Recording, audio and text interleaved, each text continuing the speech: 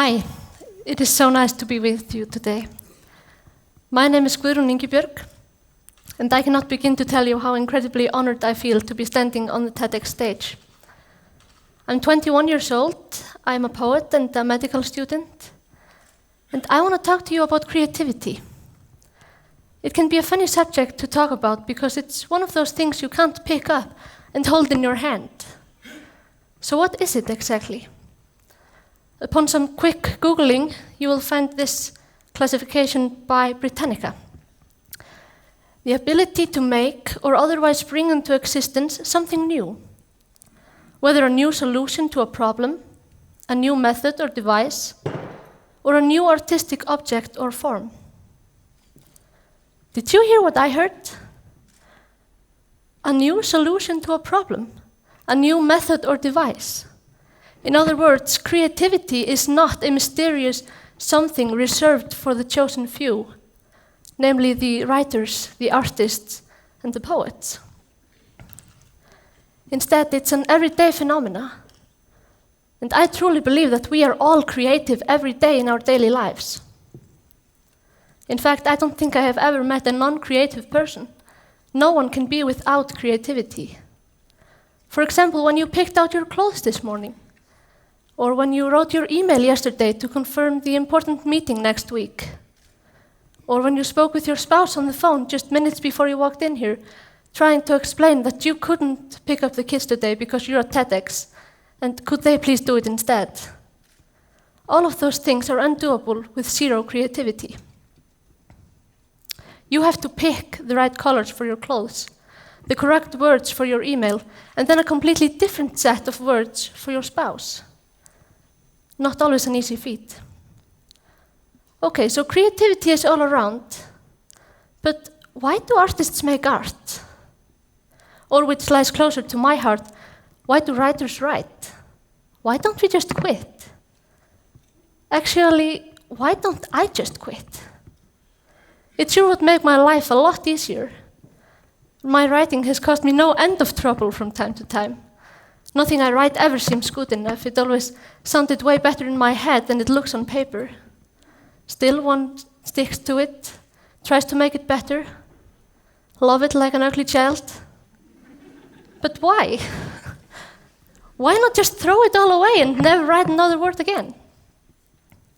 Quitting would also free me from the occasional agony of a writer's block, which, let me assure you, they are every bit as painful in reality as they seem to be in the movies.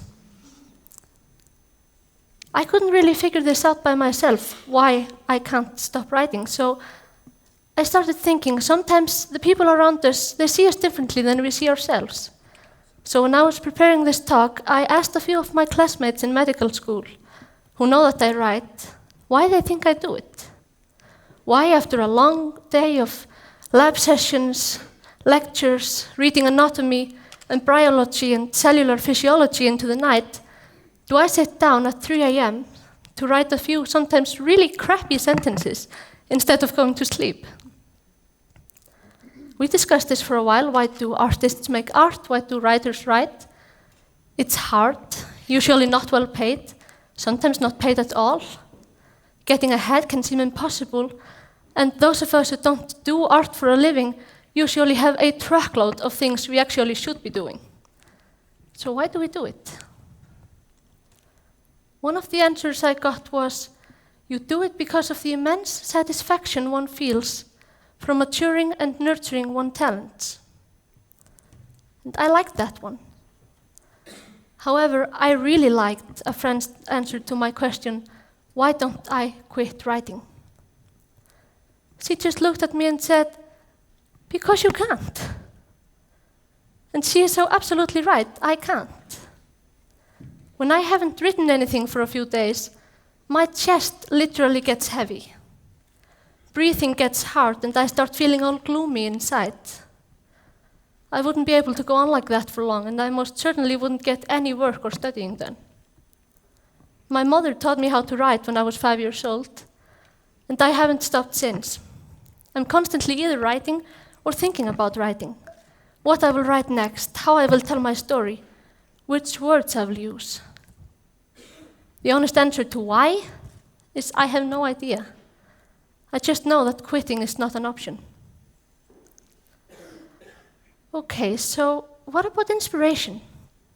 How does a writer know what to write about? Although I don't know why I have this intense need for writing, I do sometimes know how I pick my writing material. Obviously, the making and perceiving of art are extremely individual and personal processes, so I can only speak for myself. But when I was 5 and my mother had taught me how to write, I could not believe what an amazing tool she had given me. Whatever I felt inside, I could write down on a piece of paper. And thus it was no longer just something I felt inside. It was something more, something bigger, something I could hold in my hands and show to other people. Something a 5-year-old could make sense of. It's a funny thing. People sometimes say that writers get obsessed with stories they write, and they really just write the same story over and over again. And sad as that may sound, I believe there might be some truth in it, for I myself get completely obsessed with stories I write. I write my story down, I think about it, read it through, change it into something new, and then I write it again, thus creating 2 different pieces, both of them drawn from the same inspiration. My writing is largely based upon my own perception of the world, my memories and my feelings. And although the 2 pieces might not be identical, indeed they might be quite different, to me they feel like sisters, because they were both drawn from the same memory or the same feeling. The first story I got obsessed with was one I wrote when I was 6 years old. It was my first year of school, and every week we were supposed to write one short story and paint a picture to go with it. And for weeks I wrote the exact same story, the story of my grandmother's death. And for weeks I painted the exact same picture, the flowers at her funeral. Until one week I finally wrote a different story.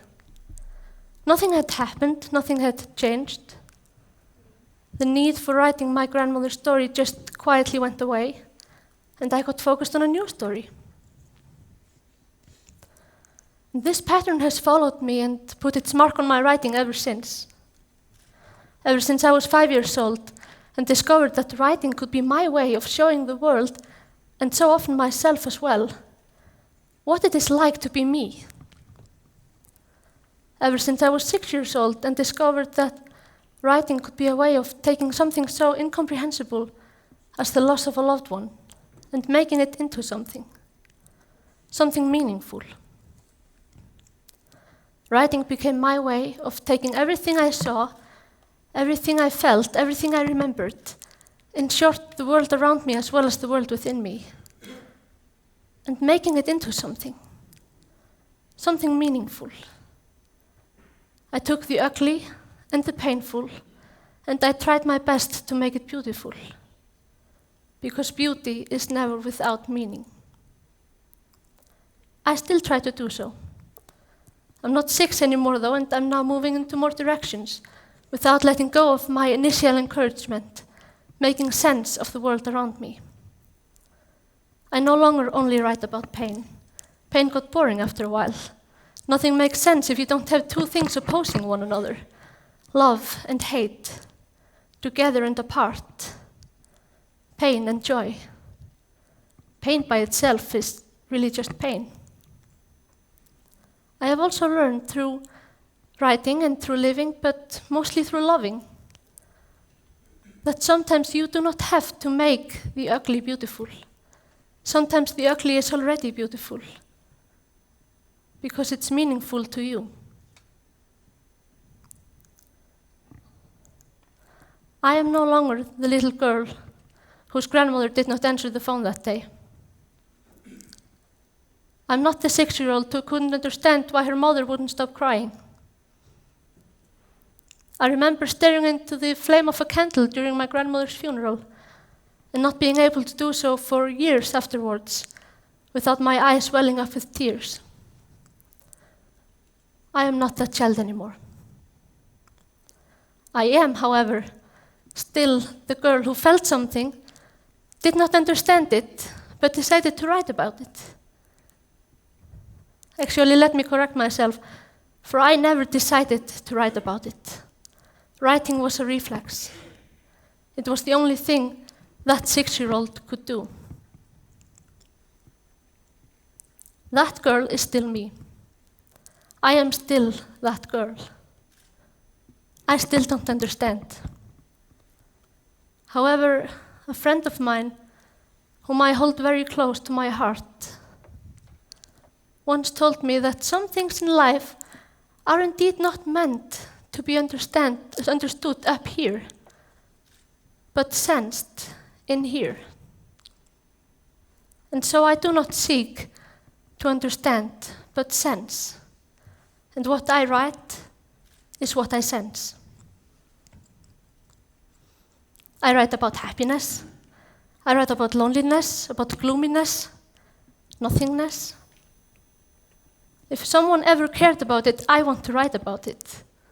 What fascinates me is the human capacity for passion, for believing in something or someone.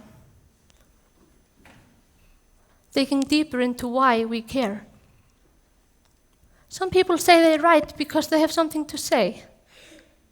And I get that angle, but if I am only writing it because I think someone out there might want to read it, if I don't sense it, if not writing it won't make me utterly miserable, then how can I expect my reader to want to read it? And so I write because I cannot quit. But to be honest with you, I suspect that it's not necessarily the writing that I can't quit, but the art. Had my mother chosen to teach me how to paint instead of how to write, that day, 16 years ago, when I was only 5 years old, I am almost convinced that today I would be a painter, not a poet. I would be in love with colors, not words. Art is a phenomenon so much bigger than just writing or painting or dancing, composing, singing. It's all of those things, but so much more. Art in its purest form is being alive. It's breathing. Art is looking around. It is looking within. When you make art, when you perceive other people's art, art becomes you. So this is what I want you to do. I want you, every single one of you, to try art today for yourself. And don't tell me you're not an artist. Just try it. Just start. I don't care what you do. You can write. You can just breathe if you want to. You can dance, you can sing, you can write on your napkin or draw on your napkin. You could even grab your phone on your way home from TEDx and take a picture. Choose what feels right for you. Art is individual and we are all creative. And take 5 or 10 minutes out of your day, choose something you want to convey with your art, and just start. Or even better, don't choose anything you want to convey, just start. The hardest part about art is beginning. And once you hit that chord within yourself, once you have literally turned yourself inside out with your 5-minute art, I would not be surprised if you became one of those who continue to make art because you simply cannot quit. Thank you.